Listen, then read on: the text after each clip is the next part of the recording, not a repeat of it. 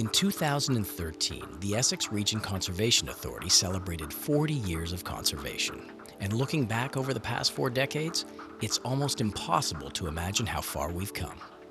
In 1973, tree cover in this region was barely 3%. No comprehensive program existed to ensure homes were protected from flooding and erosion.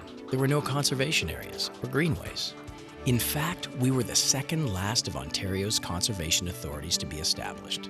And by the time we came into being, many of the other authorities had already completed significant infrastructure works. We had a lot to do to catch up to our peers. In 1973, before we could even begin our shoreline protection program, we had a number of challenges to overcome. The science of the time was developed for valleys as a result of Hurricane Hazel. Applying these standards to our flat landscapes would have meant no development could occur. So, despite being one of the last conservation authorities to be established, we were one of the first to develop comprehensive fill and floodline mapping to ensure that development could proceed, but in a sustainable way. This year, we finalized the shoreline design guidelines for environmentally sensitive engineering techniques along the Detroit River and have replaced the failing weir along the Grand Marais Drain in Windsor with 3 rock steps to improve drain stability and flow.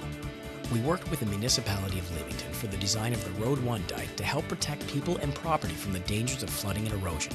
We also completed the Big Creek Watershed Management Plan to identify and assess its natural resources and recommend strategies for their protection and management. In 1974, we acquired our first conservation areas, Maidstone and Devonwood. Fast forward to today, and we have protected more than 4,000 acres of natural habitat.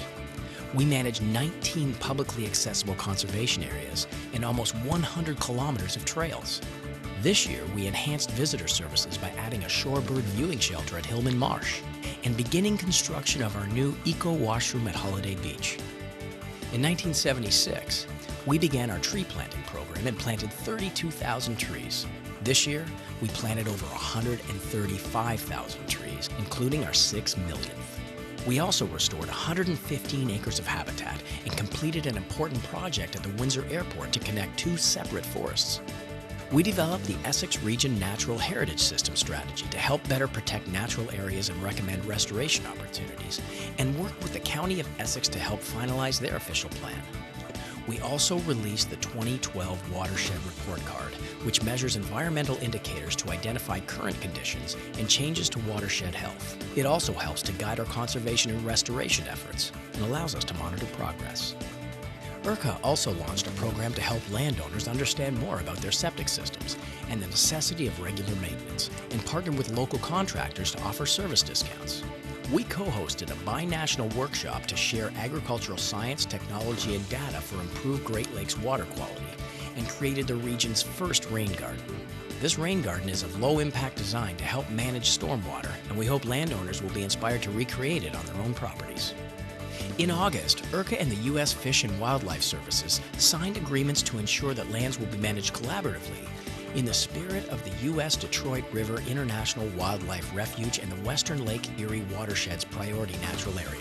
And Canadian Registry of Lands was created to recognize volunteer commitments to make conservation, habitat protection, and restoration top priorities. ERCA also played a key role in coordinating a binational partnership to expand the lake sturgeon spawning reef in the Detroit River for this endangered species. Since 1980, ERCA has educated more than 300,000 students about the importance of conserving our environment and preserving our heritage. For many of these young people, our outdoor education programs are their first interaction with nature, and this year, more than 7,500 children participated in our programs. We also hosted 75 public events and supported Ontario Children's Outdoor Charter that encourages and advocates for children to explore, discover, play, learn, and understand our environment. We recognized 40 conservation champions who have made significant contributions to the conservation movement in Windsor, Essex. We also restructured our community outreach program to provide Friends of Watersheds groups more autonomy while enhancing opportunities to reach additional segments of our population.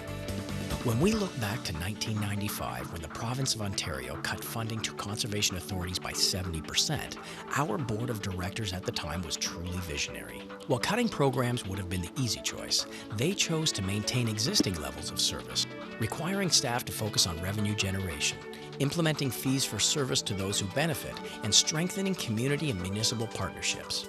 We became creative in finding ways to get our work done and aggressive about seeking special project funding on behalf of our municipal partners. In fact, it's become very much part of ERCA's culture and helped to define our reputation over the decades.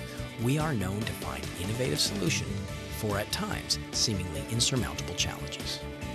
This year, we continued to build on that reputation as we implemented our 5-year sustainability plan, A Way Forward.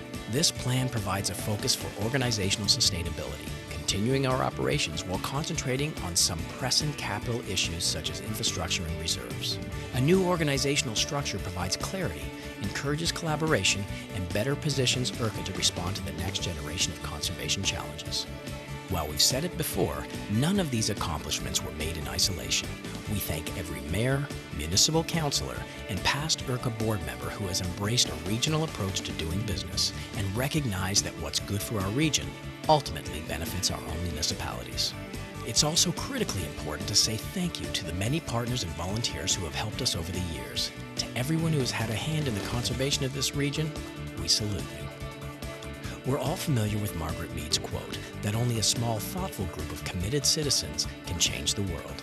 It's so true, because together over the past 4 decades, we have made significant progress in changing and improving our corner of this world. And we look forward to the next 40 years of protecting and restoring the environment of the Windsor-Essex-Pelee Island region.